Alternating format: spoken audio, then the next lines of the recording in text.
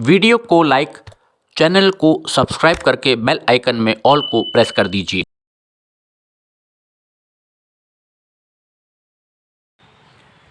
नमस्कार, trains and travel में आपका बहुत बहुत स्वागत है। अपने होम स्टेशन मोहिबुल्लापुर पर हूँ इस समय, और मेरे पीछे यहाँ पर एक रेक खड़ा हुआ है जिसमें एक पेंट्री कार भी है, एनी लिखा हुआ है। एक जो कोच है उसके ऊपर आपको एक प्लेटफॉर्म नज़र आ रहा होगा जो कि इरकॉन यहाँ पर लिखा हुआ है उस पर, और कुछ डिब्बे जो आगे हैं उस पर लिखा हुआ है लखनऊ जम्मू तवी। तो काफ़ी लोग मुझसे भी पूछ रहे थे कि क्या लखनऊ से कोई ट्रेन जम्मू अभी चलने जा रही है। फ़िलहाल अभी कोई ट्रेन ऐसी प्रपोज्ड नहीं है। जो ट्रेन प्रपोज्ड थी वो गोमती नगर स्टेशन से श्री वैष्णो देवी कटरा के बीच थी, लेकिन अभी वो कब चलेगी उसका कोई नोटिफिकेशन नहीं आया है।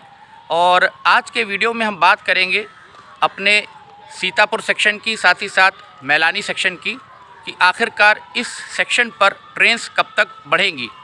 जैसा आप जानते हैं, पूर्व में मैंने वीडियो जो पोस्ट किया था, मैलानी बाकेगंज हमारा जो सेक्शन रह गया था, तार लगना बाकी था रेल इलेक्ट्रिफिकेशन का पैकेज 2 में, सीतापुर मैलानी जो पैकेज 2 था हमारा। पैकेज 1 डालीगंज जंक्शन से आगे आपको पता है वायरिंग हुई है सीतापुर जंक्शन तक, वो पैकेज 1 था हमारा। पैकेज 1 लखनऊ मंडल में NER zone, package 2 Sitapur junction से मैलानी जंक्शन तक था। तो लखनऊ मंडल में अब कार्य रेल इलेक्ट्रिफिकेशन का जो है वो पूरा हो जाएगा, और अंतिम सप्ताह तक हम मान के चल रहे हैं कि इस रेलखंड का जो बचा हुआ हिस्सा था बाकेगंज मैलानी का, इसका निरीक्षण हो जाएगा, जहां तक मुझे उम्मीद है। लेकिन अभी जो ट्रेन्स नहीं बढ़ पा रही हैं उसका क्या कारण है? एक तो मैलानी जंक्शन तक जो रेल इलेक्ट्रिफिकेशन का कार्य था वो लटका हुआ था, तो नई गाड़ियां कोई डीजल से अभी नहीं दी जा रही हैं। जैसा आप जानते हैं बहुत दिक्कत है, उसमें कॉस्टिंग बहुत आती है, तो उसका इंतज़ार हो रहा था। अब वायरिंग लग रही है, तो उम्मीद करिए कि आने वाले समय में मैलानी तक शायद ट्रेन बढ़ सके। और दूसरी बात ये कि सीतापुर जंक्शन से सीतापुर सिटी जंक्शन के बीच जो सराय नदी का पुल है उसका निर्माण चल रहा है। जब वो पुल डबल ट्रैक का हमारा कंप्लीट हो जाएगा उसके बाद ही मुझे लगता है सीतापुर के आगे कुछ ट्रेन्स दी जा सकेंगी, या तो कुछ ट्रेन्स डाइवर्ट होंगी, या कोई नई ट्रेन अगर चलाते हैं लखनऊ जंक्शन से बरस्ता सीतापुर, वो तभी संभव होगा। तो कुछ झलकियों के साथ लखनऊ सीतापुर रेलखंड की कुछ और बातें भी करते हैं आपसे वीडियो में आगे। और अगर आप पहली बार चैनल पर आ रहे हैं तो चैनल को सब्सक्राइब करना ना भूलिए। तो जैसा आप देख सकते हैं, ये वो रेक है जो प्लेटफॉर्म नंबर 2 पर मोहिबुल्लापुर स्टेशन के यहाँ पर खड़ा हुआ है, जिसमें कि एक पेंट्री कार है। उसके बाद ये जो दूसरा कोच उसके ठीक पीछे यहाँ पर लगा हुआ है, इसके ऊपर एक ऊंचा प्लेटफॉर्म है और इस पे इरकॉन देखिए लिखा हुआ है साफ साफ। तो ये स्टाफ कैंपिंग कोच एक प्रकार से आप कह सकते हैं कि उसमें ये यूज़ होता है। तो पूरा ही रेक ये किसी एक पर्टिकुलर ट्रेन का नहीं है, बल्कि आगे के कुछ कोचेस जिस पे लखनऊ जम्मू तवी लिखा है वो खड़े हैं यहाँ पर। AC का भी कोच इसमें लगा हुआ है, कुछ स्लीपर के डिब्बे भी आगे होंगे। तो इस प्रकार से एक रेक यहाँ पर खड़ा हुआ है फ़िलहाल मोहिबुल्लापुर पे। लेकिन अभी लखनऊ से सीतापुर के रास्ते कोई जम्मू के लिए ट्रेन फ़िलहाल अभी हमारे संज्ञान में नहीं आ रही है कि कोई चलने जा रही है निकट भविष्य में। और मुझे लगता है जब तक डबलिंग का काम, दोहरीकरण का कार्य सीतापुर जंक्शन से सिटी जंक्शन तक पूरा नहीं होगा, तो मुझे नहीं लगता कि बरेली वाले रूट पर सीतापुर से आगे रोजा होते हुए शायद अभी ट्रेन मिल सके। क्योंकि जो पुराना पुल है सराय नदी का वो बहुत पुराना हो चुका है, जर्जर है वो, उस पर बहुत धीमी गति से ट्रेन्स निकलती हैं, रेस्ट्रिक्शन है, कॉशन है। और ये जो ट्रेन अभी आप देख रहे हैं जा रही है मैलानी की दिशा में, आने वाले समय में ये जो रेलगाड़ियां हैं ये मैलानी तक विद्युत लोकों से चलनी शुरू हो जाएंगी। इसकी उम्मीद है कि अगस्त के महीने में हम मान के चलते हैं, क्योंकि जुलाई लग जाएगा पूरा, रेल इलेक्ट्रिफिकेशन के कार्य पूरे होंगे मैलानी तक। उसके बाद निरीक्षण होगा, स्पीड ट्रायल वगैरह, फिर उसकी रिपोर्ट सबमिट होगी।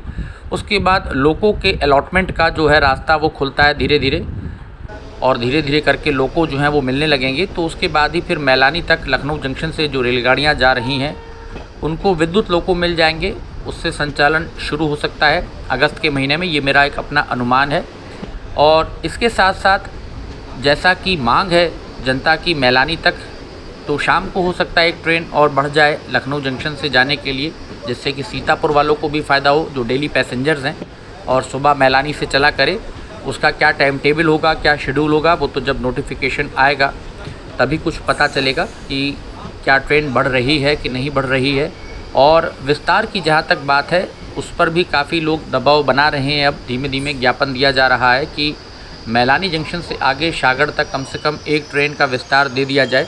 लेकिन अभी आगे चूँकि रेल इलेक्ट्रिफिकेशन का कार्य नहीं हुआ है, जैसा आप जानते हैं पैकेज 3 में, तो डीजल से विस्तार देना पड़ेगा। और उसमें भी जो सुबह ट्रेन जाती है लखनऊ जंक्शन से मैलानी, उसकी चर्चा अधिक हो रही है कि उसको विस्तार दिया जाए शागड़ तक, और फिर वहाँ से वो दोपहर में चल करके शाम को जैसे ट्रेन आती है वापस लखनऊ जंक्शन पहुँच सके, ताकि वहाँ के जो स्थानीय लोग हैं उनको प्रदेश की राजधानी आने के लिए एक ट्रेन कम से कम मुहैया हो जाए और जो सफ़र है उनका वो आसान हो जाए।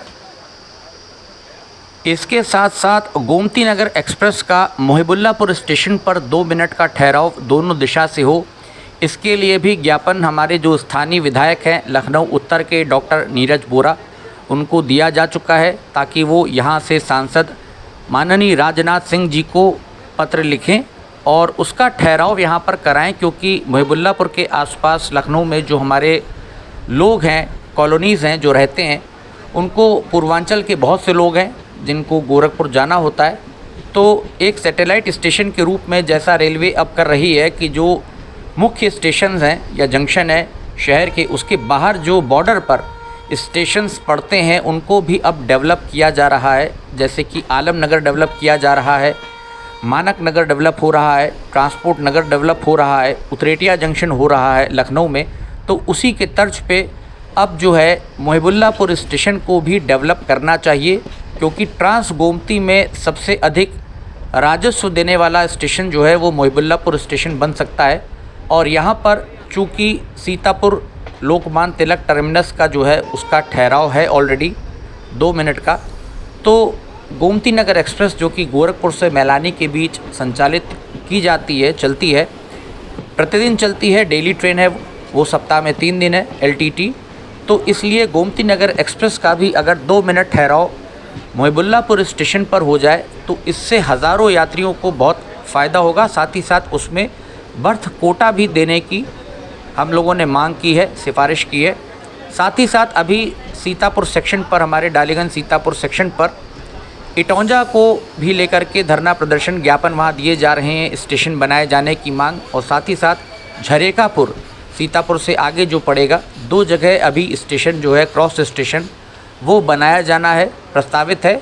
चूँकि वहाँ पर क्रॉस बार्स लगी हुई हैं, जो OHE मास्ट हैं वो उस हिसाब से लगाए गए हैं कि भविष्य में वहाँ पर नंबर ऑफ़ ट्रैक्स बढ़ाए जाएंगे क्रॉस स्टेशन के लिए।